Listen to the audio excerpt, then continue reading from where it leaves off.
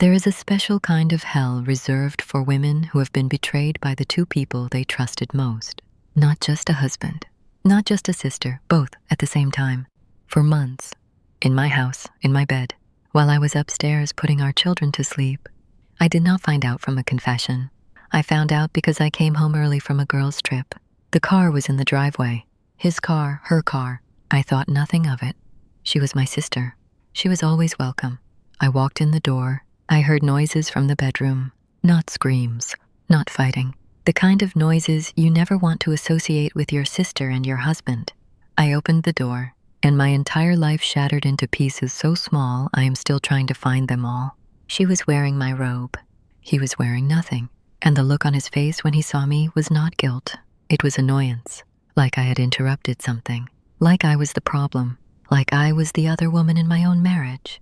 His name was Daniel.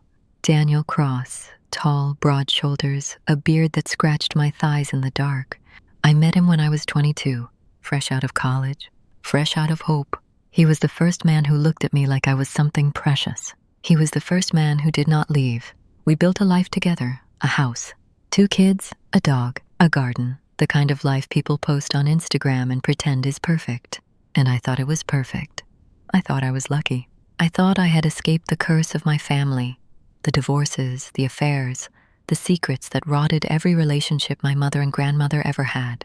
I thought I had broken the cycle, but I had not broken anything. I had just been too blind to see that the cycle was happening right next to me. Wrapped in my robe, fucking my husband. In my bed, my sister's name is Vanessa. Vanessa Lane, 3 years younger, blonde, thin, the kind of beautiful that makes men stupid. We were never close. Not really. She was my mother's favorite.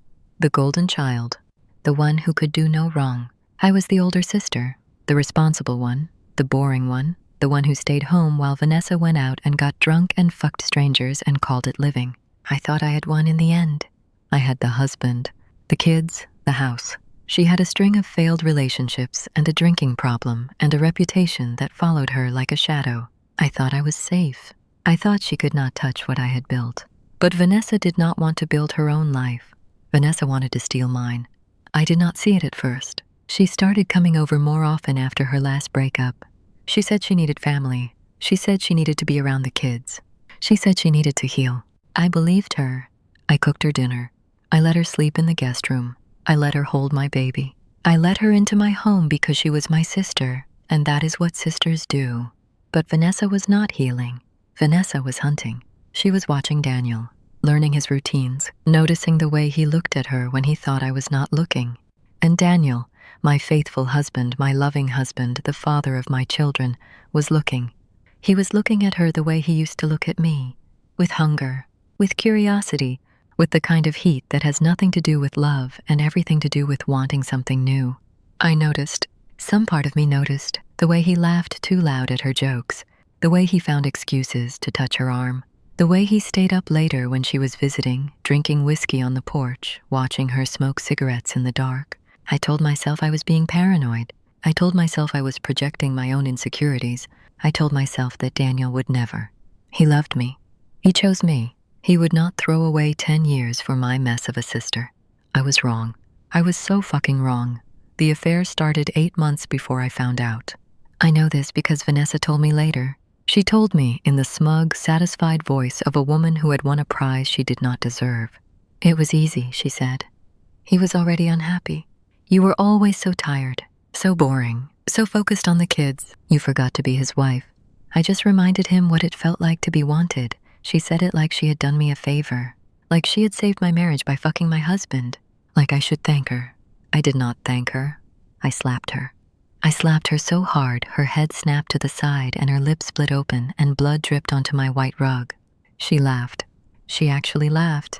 That is the most passion you have shown in years, she said. Maybe Daniel was right. Maybe you are not capable of love. Maybe you are just capable of ownership. I wanted to kill her. I wanted to wrap my hands around her throat and squeeze until her eyes popped and her tongue turned black. But I did not. I walked away. I walked out of my own house. I sat in my car and screamed until my voice was gone. And then I drove to a hotel and cried for 3 days. 3 days of replaying every look, every touch, every late night on the porch. 3 days of realizing that my life had been a lie, that my sister had been in my bed, that my husband had been inside her, that my children had probably heard things they should never have heard. 3 days of wondering if I had ever been enough, if I had ever been loved, if any of it was real. Daniel did not come after me. That was the second knife. He did not call. He did not text. He did not show up at the hotel with flowers and apologies and promises to change. He just let me go, because he did not care. Or maybe he did care, but he cared more about her, about the way she made him feel, about the excitement of sneaking around, of fucking his wife's sister, of getting away with it for 8 months. He only called when the kids started asking where I was. "You need to come home," he said. His voice was flat, empty, the voice of a man who had already moved on but was stuck playing a role. "The kids miss you." Not, "I miss you." Not, "I am sorry." Not, "Please come back so we can fix this." Just, "The kids miss you." Like I was a nanny, like I was replaceable, like I was nothing. I came home, not for him, for my children, for the 2 small humans who did not deserve to have their world shattered because their father could not keep his dick in his pants. I came home and I slept in the guest room, the same guest room where Vanessa had slept, the same guest room where she had probably fucked him while I was making breakfast for the kids. I could not sleep in our bed. I could not touch those sheets. I could not close my eyes without seeing her on top of him, her blonde hair falling over her face, her mouth open, her hips moving in that way she had perfected on 100 other men. I started seeing a therapist, Dr. Ellis, a small woman with glasses and a gentle voice who asked me questions I did not want to answer. "Do you still love him?" she asked. I did not know. I thought I did. I thought love was supposed to survive anything. But maybe love was just a story we told ourselves to justify staying. "Do you want to stay married?" she asked. I did not know that either. I wanted my old life back. I wanted the husband who looked at me like I was precious. I wanted the sister who did not fuck him. I wanted the ignorance. I wanted the bliss. But you cannot go back. You cannot unknow. You cannot unsee your sister's naked body on top of your husband.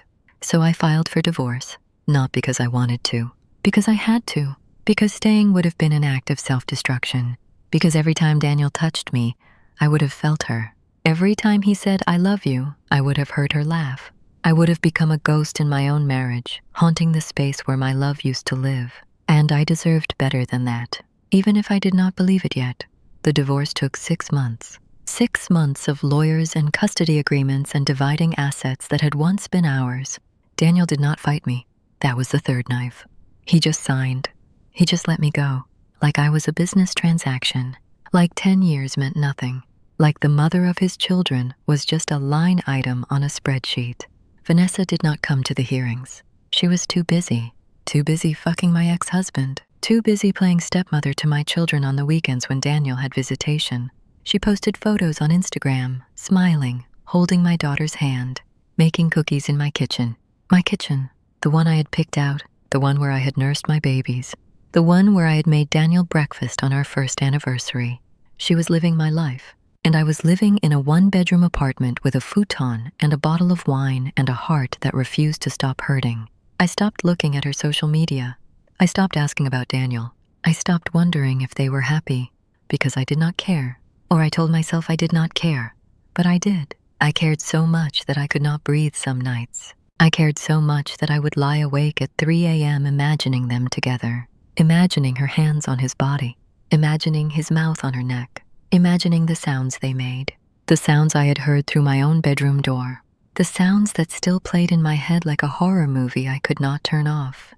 It has been 2 years now, 2 years of therapy, 2 years of learning to be alone, 2 years of watching my children grow up in 2 houses, one with me, one with their father and their aunt.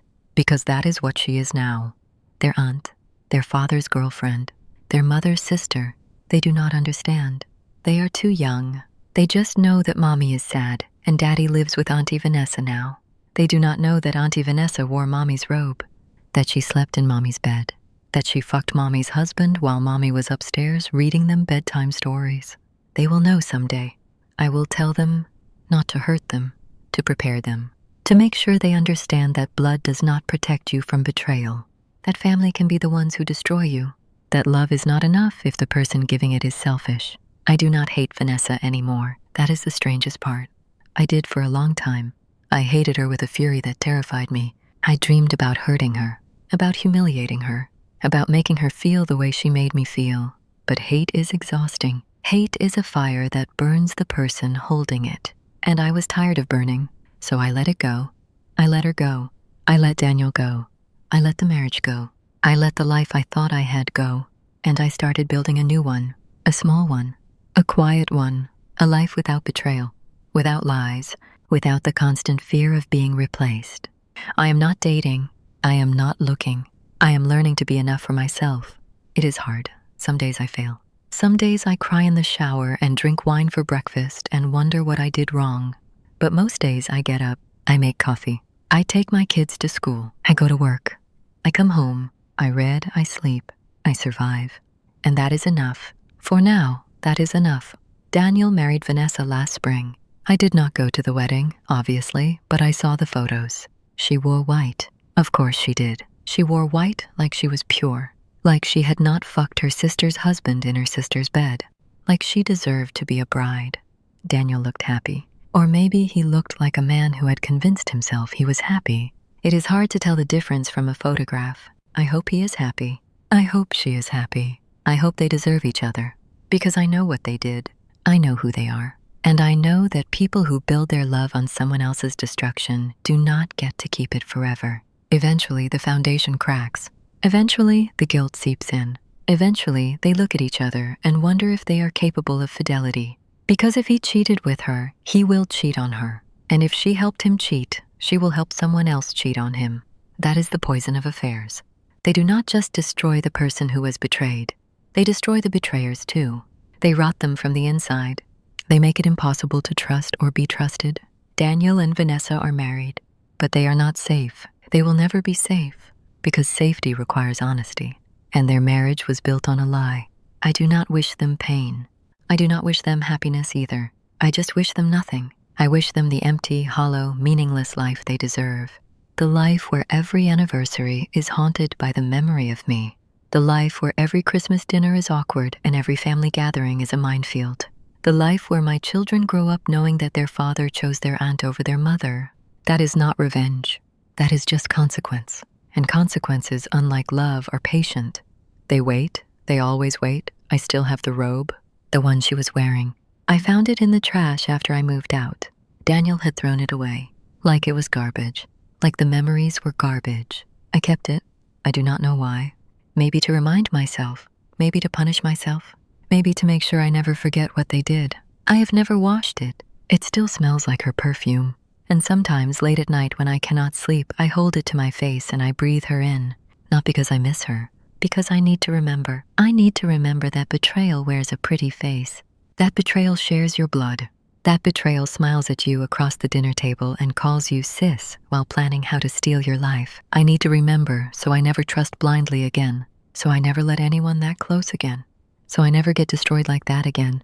It is a lonely way to live, but it is safer than the alternative. And after what I have been through, safe is all I want. Not love, not passion, not romance, just safe, just quiet, just the slow, steady work of putting myself back together. Piece by piece, scar by scar, day by day. I am not healed. I do not know if I will ever be healed, but I am healing, and that is more than I could say 2 years ago. 2 years ago, I was a woman standing in a doorway, watching her life shatter. Today, I am a woman standing in her own apartment, in her own bed, wearing her own robe. And that robe does not belong to anyone else.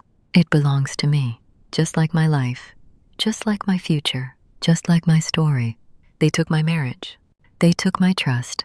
They took my sense of safety, but they did not take me. I am still here, broken but breathing, wounded but walking. And that, I have decided, is a kind of victory. Not the kind they show in movies. Not the kind where the heroine gets revenge and rides off into the sunset. Just the quiet, unglamorous victory of not giving up, of not letting them win, of waking up every morning and choosing to live even when living feels like drowning. That is my victory. That is my revenge. That is my robe, and they cannot have it.